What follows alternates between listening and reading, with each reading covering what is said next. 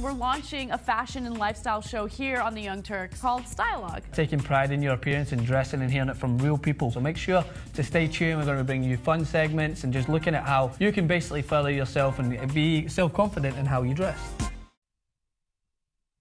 Welcome to the Young Turks. Now, it's a Friday show. You know we do a fun, bombastic power panel show on Friday, and we will. But first, I want to do one segment alone to tell you about a great American that passed away yesterday. That's Frank Mankiewicz. So let me tell you about him. Frank Mankiewicz was born in 1924 and passed away yesterday. He is, of course, the father of Ben Mankiewicz, who helped found the Young Turks. And he's also a great, great American. Now, a lot of people say that when people die, but as you're about to see in the story that I'm going to tell you, in this case, it was absolutely true. So Frank was born to Herman Mankiewicz, who was his father and wrote Citizen Kane, and lived a magical life when he was a kid. The Marx Brothers would come over to his house. They'd have Seder dinner together. The Greta Garbo would come over, F. Scott Fitzgerald. Basically, he could have done anything he wanted in Hollywood. And once he was asked, why didn't you? Why did you go into politics and journalism and media? Why didn't you just stay in Hollywood? He said, whenever they came over to the house, all they would talk about is clothes and money. Two things I did not care about. I wanted to do something relevant with my life. Oh, I love Frank. And so he decided that he was going to go and study. So he went to UCLA undergrad, and then he went to Columbia for journalism school, and then went to Berkeley for law school, became a lawyer and a journalist. But along the way, something happened. That was World War II. So he went and fought the Nazis. And I once asked him about that, and I said, was it scary? Do you know if you killed any Nazis? Isn't that interesting, right? Well, he was in the Battle of the Bulge, very significant, and was there for a long time in Europe. He said, no, I don't know, because we were scared out of our minds. I remember, he said, running through the woods and firing like this. And he said, I don't know if I hit anybody. I don't know if I wanted to hit anybody. All I knew was we were all trying to fight there to remain alive, right? See, out of that story, I got something very important, which is, look, bravery is not having fear. It's overcoming that fear. And so every day as they fought the Battle of the Bulge and they ran through literally the woods, fighting the Germans, the Nazis, etc., they had to overcome that fear and show great bravery. And of course, Frank did that, and they won that war. And when he came back, instead of going down more of that path, he decided to go in the opposite path and join the Peace Corps. So he was the head of the Peace Corps in Peru, and then eventually became the head of the program in Latin America. Eventually, when he was briefing Robert F. Kennedy for his visit down to Latin America, Kennedy decided that he really liked him and wanted to work with him. And eventually he became Bobby Kennedy's press secretary.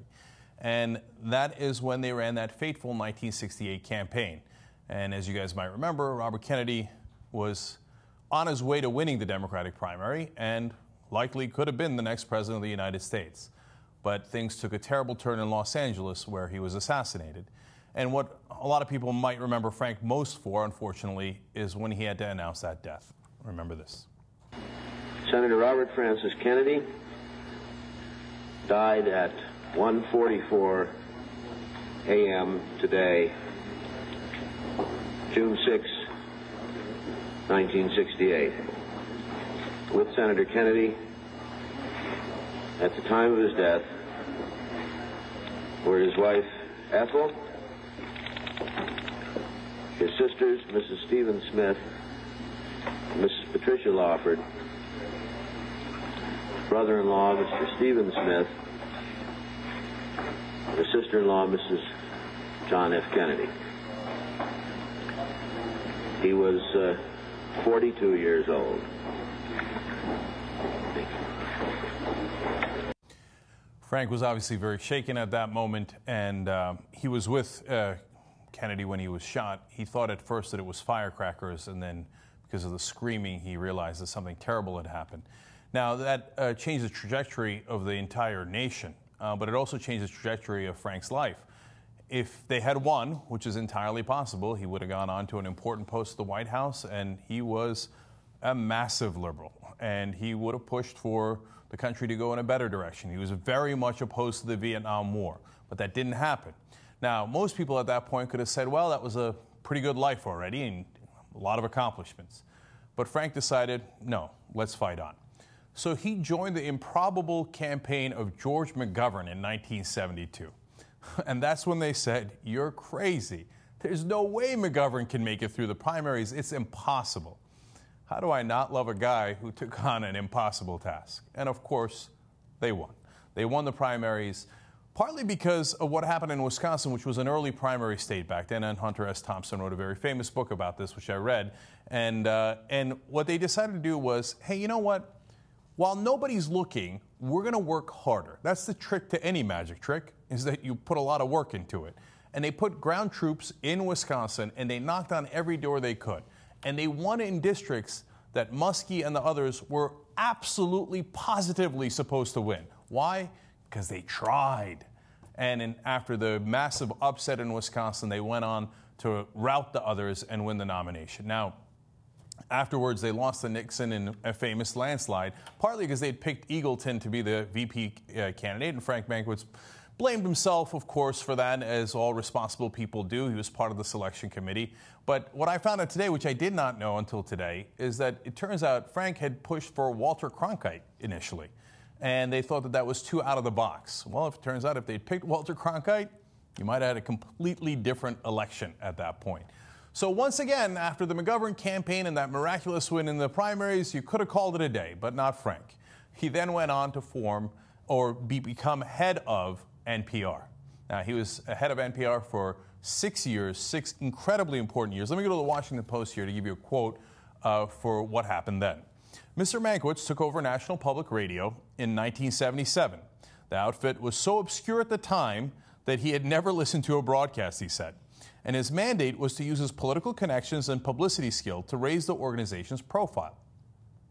During his 6 years at the helm, the NPR news department more than doubled and listenership nearly tripled. He helped start the popular new program Morning Edition in 1979. Now, in 1980, Ronald Reagan comes in, budget cuts start to take massive effect. By the time that Frank leaves at the end of his 6 years, all of his obituaries mentioned that they had run into significant deficit issues, partly because of the cuts and partly because of other things. But you know what? In those 6 years, he built NPR into what you know and love today. If he had not acted boldly and decisively, they would not have doubled their news departments, they would not have tripled their listenership, and they would not be the NPR they are today. So the fact that Frank did that was an enormous gift to the American people, and a gift that keeps on giving to this day. He then went on to become a columnist, author of several books about Richard Nixon. In fact, not only was he on Nixon's enemies list, but he was near the top. It's not a bad distinction either. And he went on to work in PR as well. In fact, he did PR for Oliver Stone's movie JFK. And there's the story of how Robert Novak, a right-wing columnist, actually ravaged the movie before he even saw it. And he wrote a scathing piece about it, which Frank was a little upset about. Then Novak wanted to go see the premiere. And they said no. And he showed up anyway. He said, I'm Robert Novak, I'm famous. Shows up at the door and the person says, I'm sorry, you don't have an invite. He says, tell Frank, he knows Frank's running it, tell Frank Bob Novak is here. And they say, okay, sure. Frank comes out and says, hey, Bob, how you doing? He says, good. He says, all right, now let me in. He says, oh, so sorry, Bob. You had to get on the list ahead of time, and there's just no seats left. And Novak says to him, Frank, I thought you were smarter than this. And he responds, wrong again, Bob. And that's where that story comes from. And everybody loved his wit and his tenacity. And one thing I have to say about the Washington Post headline on Frank today that I didn't love is that they described him as a Washington insider. Yes, everybody in Washington knew him. And he once famously said, I know everybody in Washington, half of them owe me a favor, and the other half I owe. But that's not what defined Frank. In fact, I would say that the whole Mankiewicz family is known as outsiders, and I'll tell you why. Herman Mankiewicz wrote Citizen Kane, which challenged the most powerful guy in the country at the time. Now, he used to go to his mansion and be part of all the cool parties. After he wrote Citizen Kane, he was kicked out of all those parties. He wasn't in the club anymore. That took tremendous courage for Herman Mankiewicz to do that.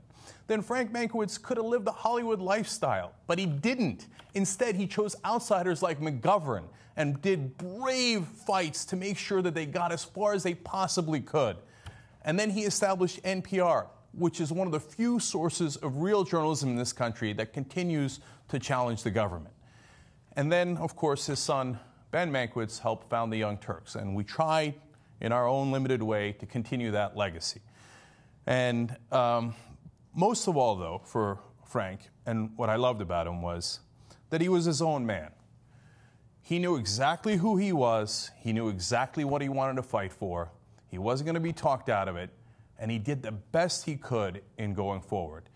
And every time I met him, I thought he was a man of tremendous confidence, and it was heartening to see. And I want to leave you with one last quote from Frank. It's when Bobby Kennedy had brought in his first child and wanted to show it off to the office, and he brought it to Frank. And then the Washington Post explains. Bobby went over to Frank's desk, held up the baby, and said, "Frank, say hello to Dougie. He's just finished reading Camus." Camus, I should say. Frank laughed, and without missing a beat, he said, "Senator, that's fabulous. You and Dougie have to meet Ben. He's just finished reading the complete works of Shakespeare." And he continued, "And next week, he's going to read it all again, right side up." Frank was one of those guys who was a truly great man. He knew what he wanted to fight for and fought for it every single day. And that is why we will all miss him dearly. He is survived by Josh Mankiewicz of Dateline News, Ben Mankiewicz of Turner Classic Movies and the Young Turks, 8 beautiful step-grandchildren, and 1 grandchild from Ben, Josie, who we will all take care of going forward. Frank, thank you for a life well lived. We'll be right back.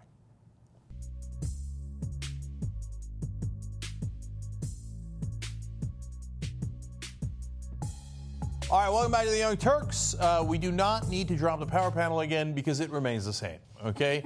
Anna, Desi, and John are here with us for the second hour. Somebody booing? Jesus is pissed. I wonder why. All right, you know what, guys? Same thing. Guys, you're veterans. It's easy. Just blame it on Amira. Oh, damn. All right. So it's Friday, and Friday means that we have winners, okay? And so we're going to discuss the winner of the week. In this case, it's Winners of the Week with Squarespace. We've been giving out different awards for the websites created through Squarespace. Leading that charge for us is BroTip. BroTip, who are the winners this week, and what is the category? All right. So before we do that, actually, we're very thankful that you guys have submitted hundreds of submissions, and all the websites are freaking awesome. So we wanted to give back and show you this thank you reel that we created for you.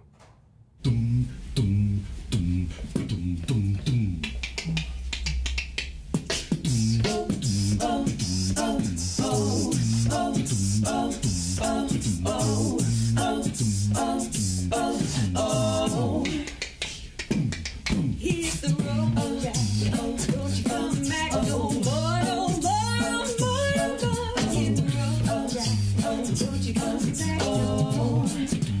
What you say, oh woman, don't you treat me so mean, you're the meanest woman I've ever known. Say you say so, when the things ain't so.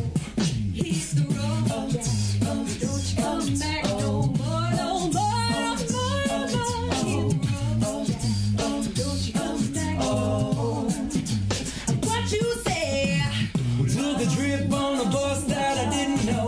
Met a girl selling drinks at the disco. Said truth comes back when you let it go. Seems complicated cause it's really so simple. Walking down Young Street on a Friday. I can't follow them, I gotta do it my way. No fast lane still on the highway. Going in and out, no doubt there's a brighter way. Time to get down cause I'm moving up. No time to get down cause I'm moving up. No time to get down cause I'm moving up. Check out the crowd in the bucket. Wait on the water. Wait children wait on the water. God's gonna trouble that water. We got the girl in a red dress. She can't wait in the water. We got the hey, hey, hey, hey. That was fun. That was fun. Yeah. Can we play the TYT drinking game in the middle of doing TYT? Oh, that's where I was going to grab a beer. It's We Friday. should do that Damn one it. day. And so that's one of the sites that was created. All right. So what do we have on tap this week? All right, so this week we have like the best 10 websites that we picked. It's next week's the last week. As you know, we have top 3 next week. And this is in no particular order, but I wanted to start it off with one of my favorites, obviously, and throw it back to Keeping It Huang with Lipping Huang. He was, as you remember, he was one of the funniest websites, and this is one of my personal favorites, like I said, and hopefully he's going to be the first Asian on SNL if he keeps his humor going. I like that idea. God bless. I don't know, yeah, and then we can... I like that he included a video of us. Oh, yeah. By the way, he won before he included that. So it wasn't like, oh, he's got a video of us, so he wins. Yeah. No, that's us talking about how he won. Yeah. And then the next up is Stargrows Band. If you guys might remember, they had that beautiful website where you scroll away and the birds fly away from the screen. And they might actually be coming out to LA soon, and they want to come visit. Maybe we can have them like sing and perform at the studio. But anyway, and after that we have Patrick. This is Patrick Konopaki's website, and he is a digital media student from Stockholm. I don't want to say it. Yeah, from Stockholm, and he showcases his projects on this website here. And then we have, drum roll, Mordor. Not to be confused with Mordor from Lord of the Rings, but Jimmy Dore's website. And we didn't pick this one just because Jimmy Dore's on it, but we do love Jimmy Dore, and that's the reason why he's one of the top 10 websites. Ironically, that comes in on a day that Jimmy's not on the panel. I know. Yeah. I don't know if that means Jimmy gets a T-shirt, but the creator of the website maybe. But and then we have another website, TYT Chicago. This is our Chicago meetup website. They love deep dish pizza and they hate money in politics. Wolf-pack.com. No. Part of the reason Chicago won is, look, of course, we're a little biased. It's TYT Chicago, I know, right? But they're mental in a wonderful way, right? I mean, they're putting like TYT all over their cars. The project that they're doing, they're crazy about, and they do really, really well. It happens to be a project about TYT, right? So, but that's why we picked them. And Patrick's site that he mentioned earlier, I mean, it's jarring. Like the minute you go there, it catches your attention. So I loved it. There was a lot that I loved about these sites. A lot of versatility. And then after that, we have another personal favorite of mine, Internal Hero, which is the, if you guys remember, it's the comic book website where you can create your own superhero or supervillain. And we actually have another surprise coming up with that for next week, but we're going to showcase something from Internal Hero. They're sending us something, so wait on that. And then we have the TYT drinking game, obviously. Okay, no, come on, let's keep it real. We're a little biased. Okay. This might be one of my favorites. But it's a great site. I love that they came over the drinking game, and I think it's really good. I think that it's as good a drinking game as. And it has to do with alcohol. It's awesome. I love Yeah, you laughing mix at myself TYT when and I'm alcohol, drinking. and shake a little bit, and you're gonna have an excellent combination. I know. And then after that, we have the Shapeshifters Journal, which showcases a bunch of really cool photographs that some of which we couldn't show here because there's a lot of nudes on there. That's why I picked it. But Also anyway, biased. so go there and check out the Shapeshifters Journal at charles-mackenzie.squarespace.com.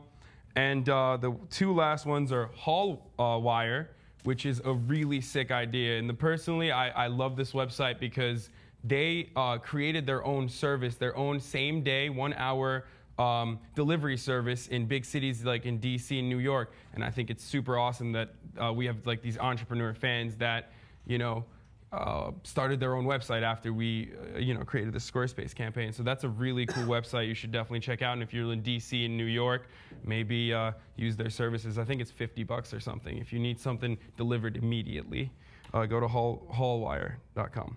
All right. And then the last one is Book Smart Life Dumb, which is about a serial college student. Well, it's just a blog about a college student, but it's a really cool website. All right, that's super neat. So now everybody remember, there's 2 weeks left. Everybody here wins a prize, all the top 10 people do. But you could still enter and upset one of the top 10 guys by sneaking into the top 3 and maybe even the eventual winner over the next 2 weeks. Pull up Barack Obama and Hillary Clinton. Yeah, like, here comes your website from behind! Okay, so remember, squarespace.com/TYT is how you start the process. You get 14 days free, you get 10% off. So make sure if you're going to do a website, do it now so you can take advantage of those offers before this whole campaign ends in a couple of weeks. And then once you've done your website, submit it to us through #TYTSQSP, and then we'll all check it out, we all judge it, and then we'll announce the winners. Exciting conclusion of this coming up over the next 2 weeks. And if you want to check out the websites we talked about today, we'll have them in the description box below the links. So go ahead and check them out and use them. Yeah. Thanks, And I also wanted to thank EH440, the Canadian a cappella group who actually won a Grammy. We used their song and video in the highlight video that we had. So thank you for that, EH440. You guys are awesome. All right. God bless. All right. Thank you, Bro Tip. All right. Anna, take it away. Moving on to some stories. All right. So it's interesting to see how restaurants have changed these days. One particular restaurant in New York City has been around for quite a while, and they always got really positive reviews until fairly recently. Whenever they go online, they see the #1 criticism is that their service is too slow. So as a result, they decided to take care of the matter by hiring a meteor wait staff, so they have more people waiting on customers, and they also got rid of a number of items on their menu. That way customers would make a decision fairly quickly. Well, it turns out that the service continued to be excruciatingly slow, so many of the reviewers online continue to complain about it. So then they decided to do something really interesting. They wanted to go back to a decade ago and look at surveillance to see what was different back in the day compared to now. Why is it that services slow down so much? What is it that our wait staff is doing wrong? Well, here's what they found. First of all, they managed to find tapes in their old surveillance systems, and those tapes dated back to July. So let me give you the details. The date stamp on the old footage was Thursday, July 1st, 2004. The restaurant was very busy that day. We loaded up the footage on a large monitor, and next to it on a separate monitor, loaded up the footage of Thursday, July 3rd, 2014, with roughly the same amount of customers as 10 years before. So now they're able to do a compare and contrast of the restaurant. And what they found was really indicative of what you're going to see in society today. All right? I love this. It's so good. It's so good. Okay, so let's look at 2004. What happens? They get seated, the customers, and are given menus. Out of 45 customers, 3 request to be seated elsewhere. Fast forward to 2014. Customers get seated, customer gets seated and is given menus. Out of 45 customers, 18 are requested to be seated elsewhere. So already you're seeing a little bit of a difference. Okay, so that's really interesting. I want to come back to that. That's not the central thing that happened that was the difference. But let's come back to that idea at the end. All right. So let's go back to 2004. Customers on average spend 8 minutes before closing the menu to show they are ready to order. Let's go to 2014. Before even opening the menu, they take their phones out. Some are taking photos while others are simply doing something else on their phone. Sorry, we have no clue what they're doing and do not monitor customers' Wi-Fi activity. That's good. Okay? Okay. All right. Here we go. There's more. So 2014. 7 out of 45 customers had waiters come over right away. They showed them something on their phone and spent an average of 5 minutes of the waiter's time. So what the hell were they showing them? Well, apparently, given this recent footage, we asked the waiters about this, and they explained those customers had a problem connecting to the Wi-Fi and demanded the waiters try to help them. Okay. So already you were wasting some serious time. So the minute I'm reading the beginning of the story, and I can't wait for the answer, right? Why? Why is it taking so much longer? And at the end, you're going to see how much longer it's taking, right? Today as opposed to before. The minute they say the customers pulled out their cell phones, and I was like, oh, of course. Why didn't I think of that? But so what Anna has described to you is just the beginning. Yeah. In the beginning, they're taking pictures, they're to Wi-Fi, yada, yada. Everything's already slowed down to a grinding halt, right? But they're not anywhere near done yet. Keep going, Anna. All right, let's rewind to 2004. Waiters show up almost instantly and take the order. And at this point, the customers are already aware of what they're going to order, okay? So they order their appetizers and they're ready to go. Fast forward to 2014. Finally, the waiters are walking over to the table to see what the customers would like to order. The majority have not even opened the menu to ask the waiter to wait a bit. So, like, basically, they haven't even considered looking at the menu at that point. They're so addicted to their phone and to the technology. In a lot of cases, they haven't even really exchanged words with the person that they're out having dinner with. That's right. And look, we're all guilty of this to some degree. And now that I'm constantly on my phone, the waiter comes, I go, give me one more minute. I got to finish the conversation. Give me another minute. And it's a pain in everybody's ass. So it's the same restaurant giving the same service, but it's much slower. Then they complain about how slow it is, but it turns out it's not the restaurant's fault. Yeah. It's all of our faults. Now, everything that happened in 2004 was very efficient, okay? So people knew what they wanted, they ordered it, they had their meal, they had their conversation. They're not too picky about sending their food back. That's another thing that's really interesting, right? Usually they're like, all right, cool, my food's fine, I'm gonna eat it. Fast forward to 2014, it's the exact opposite. More people are likely to say, hey, my food is cold. Well, your food is cold because you're on your phone and you're not actually paying attention to your meal. No, but that's literally true. Yeah. You have the time on that? Or? I do have the time. So let's look at 2004. So if you go to dinner in 2004, from beginning to end, average time from start to finish is 1 hour and 5 minutes, okay? In 2014, total average of time from when the customer was seated until they placed their order alone was 21 minutes, okay? So more on 2014. 9 out of 45 customers sent their food back to reheat. Obviously, if they didn't pause to do whatever on their phone, the food wouldn't have gotten cold. That's so funny, and it's so true. Yeah. So what's the grand total of time that people spend eating in New York City at this particular restaurant, 2014? Average time from start to finish is 1 hour and 55 minutes. They have nearly doubled the amount of time that they're spending in the restaurants, and they've added nearly an hour to it. Now, that also hurts the restaurant a lot. Yeah. Because the point is you're supposed to rotate people through so more customers come in, more people order more food, etc. But now you can't serve as many customers because they're all like, what? What? I don't know. I didn't even look at the menu yet. And soon they're going to be coming in with, they're going to come in with a Google Mask. Eventually, we're going to have like a, I was going to say Google Glass. Mask. But Google Mask is a better way of putting it. I like that. I know. And eventually we're going to have a Google Hazmat. And it's going to be giving you like different signals to every part of your body. That sounds pretty good. So it turns out it's our fault. Well, and also, I don't know if maybe you have this as a graphic, but more than half of the people stop to take pictures of their food once they get out. Yes. Which, look, I understand that people like to do that. And if you go on my Instagram, I probably have a couple or whatever. But I don't understand taking a picture of everything. And one of my best friends, by the way, that's all she does on Instagram, is take pictures of food. But you don't need to do it for every meal. Like, are you ever like sitting around like, you know what, I'm bored. I'm going to go back and look at my old pictures of food that I've eaten. Yes. Nobody does that. You're Wrong never again, going Mom. to do that. No, my That wife is does it crazy. all the time. She takes the pictures and then she goes back and looks at them. Yeah, here's the thing. I have no problem with food pictures, and it'll take time. It'll take a second. What I have a problem with is, hey everyone, let's all get like this happened in Vegas recently, right? Like a big group of friends, they want to take a picture at every restaurant, at every club, and you have like a waiter do it for you or the manager do it for you, and it's like, all right, come on, I know, we already have like a billion pictures of ourselves. Let's move on. Everything has to stop for that, right? Now, I don't want to put too much of a damper on it. There is some question about the provenance of this story and whether or not it is actually a real study or not. That being said, I think that there is the finer point to this is that, you know, we're all getting a lot more rude, and we're all not actually paying attention to manners and to, you know, you're at a business and this business is here to make money and they're not here to cater to your every single whim, and hey, maybe you're pushing it a little bit more than you should be. So, well, 2 points about that. One, 27 out of 45 apparently asked the waiter to take a picture. 27 out of 45, okay?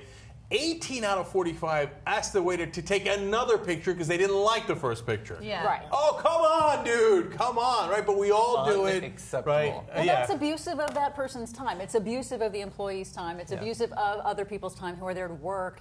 Granted, you're there to have a good time. Customer's always right, but there should be a limit on that. And whether this story is exactly true or it's a perfectly great study or not, we all know that this is generally what's happening, right? You could play with the numbers, etc. But overall, this is the pattern. To me, the most interesting part, though, is to go back to the beginning when in the 2004, only 3 out of 45 asked to get reseated.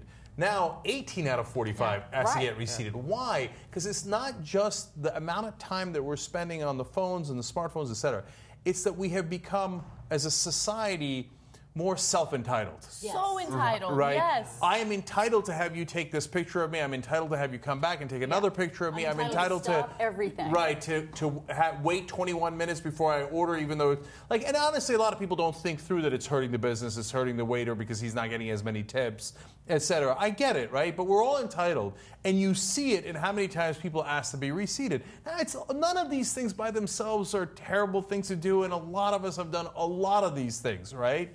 But having said that, when you put it all together, you're like, what have we become? Right, and can I also add, or buttress off that point, just the fact that this whole thing about the customer always being right leads to them feeling entitled, right? No, the customer is not always right. I mean, look, when I was working as a barista, customer, believe me, is wrong 9 out of 10 times. Well,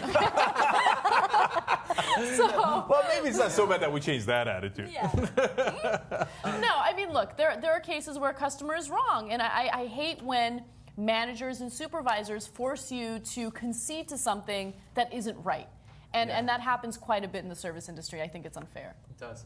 I think one additional problem that we have is, and I have no evidence for this, obviously, and I understand that if you go back to 2004, the average American was pretty damn obese, but I think that as a culture, we eat even more in 2014 than we did in 2004. I don't think people are going to restaurants hungry. Like, when I get to a restaurant, I want to order and I want to eat, but these people, they think it's the entitlement, but it's also that their life is so interesting that they have to take pictures of it all the time. But they're not there to put food in their face. They're there to take pictures and socialize and everything. It's a restaurant. You can do that on a park bench if you want to, and the scenery will be more attractive. Well, it also taps into that fear, I think, that we all are noticing, as you say, that we're spending more time with our smartphones and less time with each other. And as we sort of work through this explosion of the smartphone being everywhere, that we try to figure out exactly, where are the limits now, Okay. I throw people for a loop because I'm always on the run, right? Like anybody who goes through the studio knows. I'm running, right? And so oftentimes I'll sit at a restaurant, I only have like 15, 20 minutes to eat the whole fucking thing and get the fuck out of there, right? So again, this morning for breakfast, I sit down and I'm like, I'm gonna need everything right now, okay? And he's like, oh, cool. The funny thing is, and take a picture right now. Yeah, and he's like, boom, coffee, Coke, water, banana cream pie, burger. I'm like, that was your breakfast? Yeah, that was my breakfast. Breakfast of champions, baby. That sounds pretty good. I earned this, baby. I earned this. I know you guys can't see me, so I'll make it fast. But so as patrons of restaurants, as all you guys are, I assume, Desi, you're in this bunch as well. If there's a policy, I'm assuming you can make a policy as a restaurant owner and say, hey, tell the patrons, I'm sorry, management won't let me take pictures of you anymore. It's just, they won't let me. Therefore, it's no longer the waiter being an asshole. It's just company policy. I can't take photos. Would you guys be upset at that, number one? They'll be pissed. They'll definitely be customers pissed. would be like, what the fuck? How dare you do that to me? Yeah. And, So, having done this story, I won't be pissed. I'll understand why, right? But I guarantee you 9 out of 10 people will be like, that is so rude. We just asked for a simple picture. They can't even do that for us. So I'm wondering about this policy, right? And I'm noticing it being implemented in some restaurants and some public places where a particular business will be against patrons using a phone, right? Please don't use your cell phone when you're at our establishment. What do you guys think about that? Like, don't talk on your phone. And I mean, that's going to be difficult to enforce because what does that mean? Like the second I want to send a text message, is a manager going to come and be like, I was against I kind it. of like that idea. That's a good SNL skill. They're like, bam, then knock it out of your hand. Or they cook it and then return it. Yeah. I was against it, but after seeing this, I think that if a nice restaurant wants to do that, I think it makes sense. yeah, enjoy Yeah, there your are different company. places that ban phones, and I have no problem with it. And if I had a problem with it, then I don't go to that place. Right. Yeah. Let the free market decide. That's right. See, the libertarians were right all along. Yeah, absolutely. Oh, God. All right, let's do one more story before we go to break. There was a major scandal at the University of North Carolina where an expose revealed that a number of student athletes took classes that never even existed and got really, really good grades in them. Okay, so let me read from the Washington Post. At the University of North Carolina, more than 3,100 students, many of whom were athletes, took these so-called phantom classes in a shadow curriculum, netting high marks, despite the fact that the classes never met and there wasn't any work beyond a final paper no one read. The scheme ran for years between 1993 and 2011. So, you said they didn't even exist and then they got really good grades. How much would it have sucked to get a bad grade in a class that didn't exist? Class? They're like, no, we know about you, dude. Okay, there's no way you were getting an A in any class. Okay, you're lucky that I gave you a C in this phantom class. Move along. Yeah, that would suck. But I mean, I remember doing that story about student athletes that were literally illiterate. Okay, and that was a devastating story because here they are in college. They're passing, they're going to get their degrees, right? But they can't read. And the reason why that happens is because they're star athletes. And the school stands to profit significantly off playing for them for free, right? So it's a really sick system. And this isn't isolated at UNC. Let me give you some more cases. It was the same thing at the University of Michigan. In 2008, the Ann Arbor News reported that a professor taught a course not offered by the university for the sole purpose of improving the grade point averages of athletes. It was the same thing at Kansas State University in 2008.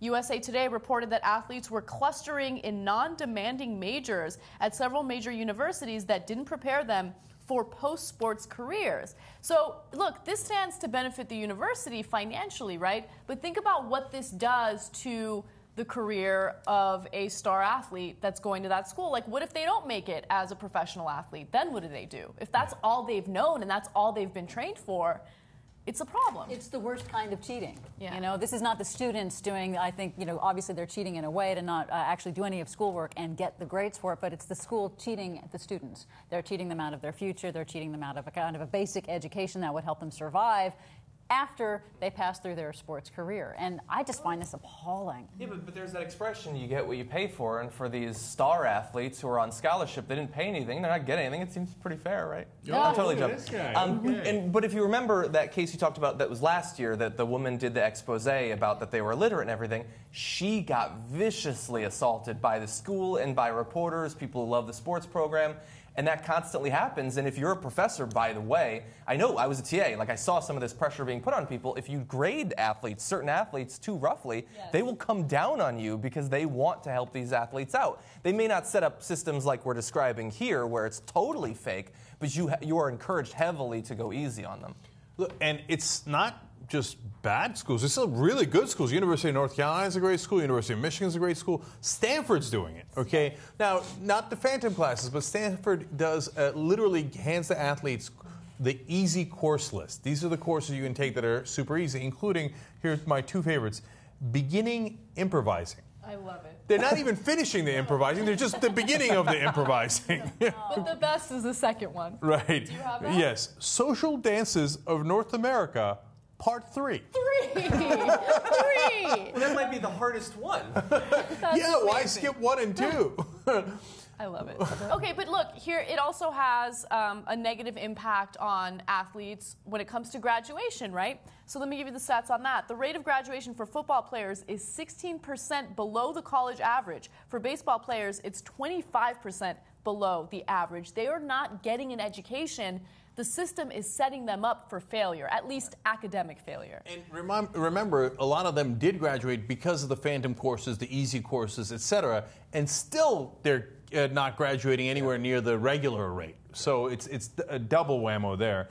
And then they made a very good point in this Washington Post article that I hadn't thought of, even though I knew it in my own life, which is that if you actually did the academics and you cared about being a student athlete, it would actually be harder for you than a regular student because the athletics takes up so much time. The reason I know that in my personal life is that's why I didn't play football in college. Well, there was two reasons. One, was that I really wanted to make sure I got good grades, and I knew that football would take up a tremendous amount of time. The other is that I was probably not good enough. Okay, but I played rugby because it didn't take up that much time. You just showed up, we hardly practiced, and you drank a lot. So anyway, that was part of college life anyway. But if you really care about being a student, you'd have to work extra hard to make sure that you did well. And here, that's not what the system is set up for.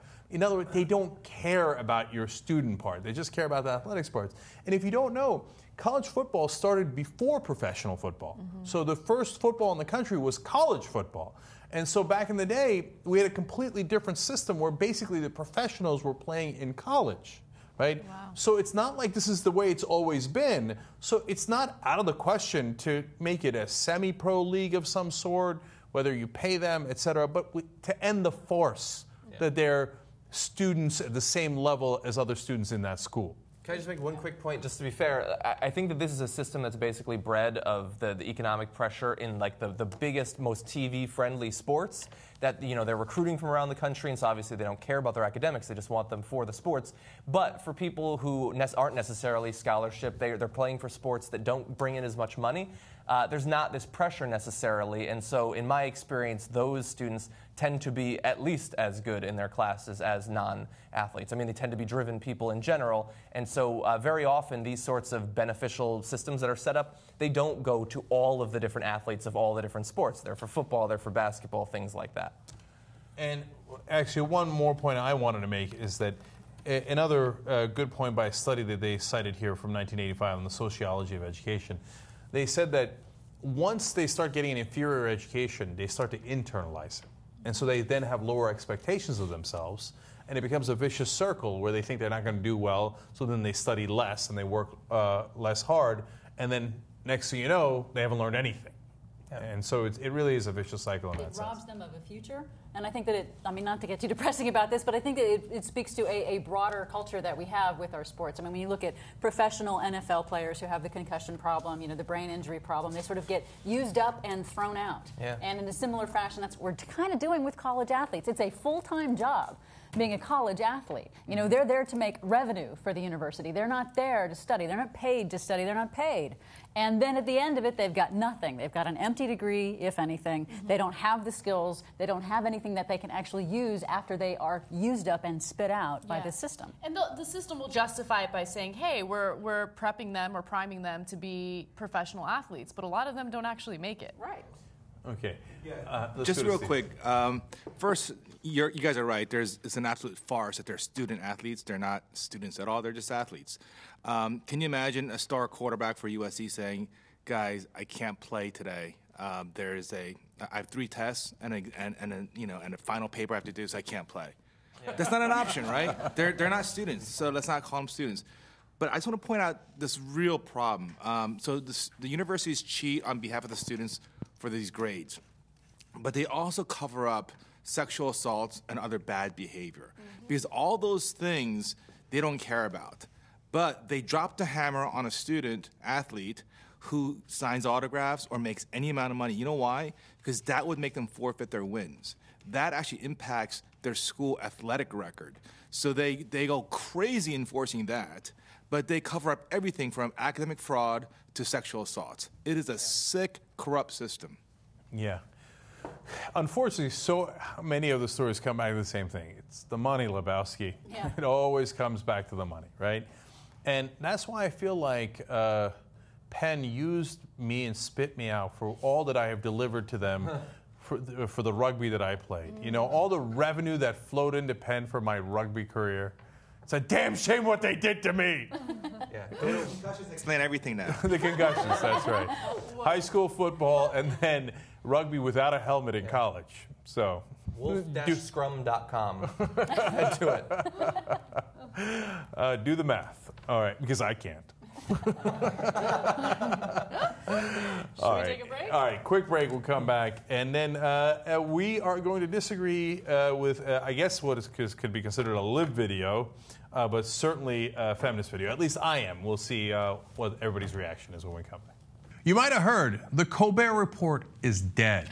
Ladies and gentlemen, we got him. Down goes Colbert! Down goes Colbert! I'm told something about a promotion and David Letterman's job. Who cares? Okay, he's done with. Now, we celebrate this because I'm given to understand some of you used to watch Daily Show and Colbert Report on Hulu. Now, I got nothing but love for those guys. Keep watching The Daily Show. Am I not merciful? But get rid of that has-been Colbert and put in the Young Turks next to it, okay? So every morning, a little bit of Daily Show, a little bit of Young Turks. I'm not saying anything, I'm just saying Hulu.com/The Young Turks. Colbert. TYT sends its regards.